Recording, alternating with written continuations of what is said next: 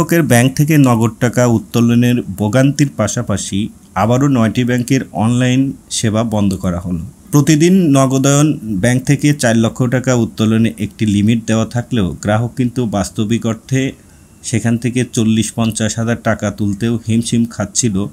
এমতো অবস্থায় অনেকেই অনলাইন ব্যাংকিং সেবা বেশি ব্যবহার করে আসছিল বেশ কিছুদিন ধরে।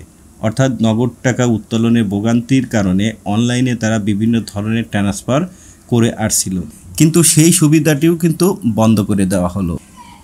এরই পাশাপাশি আমরা এক ব্যাংকের এটিএম কার্ড দিয়ে অন্য ব্যাংকের বুথ থেকে টাকা উত্তোলনের যে সুবিধা ছিল সেটিও কিন্তু বন্ধ করে দেওয়া হয়েছে। আমি ব্যক্তিগতভাবে ট্রাস্ট ব্যাংকের এটিএম কার্ড দিয়ে আজকের ডাচ বাংলা ব্যাংক এবং ইসলামী ব্যাংকে আমি টাকা উত্তোলন করার চেষ্টা করেছি, কিন্তু সেখান থেকে আমি টাকা উত্তোলন করতে পারিনি। অর্থাৎ এক ব্যাংকের এটিএম কার্ড দিয়ে অন্য ব্যাংক থেকে আপনারা কিন্তু টাকা উত্তোলন করতে পারবেন না, সে সেবাটিও কিন্তু বন্ধ করে দেওয়া হয়েছে। আর অনলাইন যে লেনদেন পরিষেবা সেটি বন্ধ করা হয়েছে 9টি ব্যাংকে।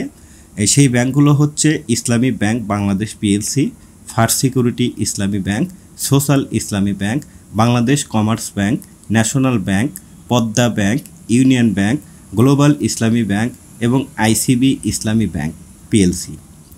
এই 9টি ব্যাংকে আপনারা এখন থেকে আরটিজিএস, বিএফটিএন এবং এনপিএসবির মাধ্যমে আপনারা কিন্তু টাকা লেনদেন করতে পারবেন না আদার ব্যাংকে। অর্থাৎ আপনি ইসলামী ব্যাংকের গ্রাহক হয়ে আপনি যদি ইসলামী ব্যাংকের অ্যাপস দিয়ে অন্য ব্যাংকে আপনি টাকা সেন্ড করতে যান, আরটিজিএস অথবা বিএফটিএন বা এনপিএসবি যেটাই বলেন না কেন, আপনি কিন্তু সেটা করতে পারবেন না।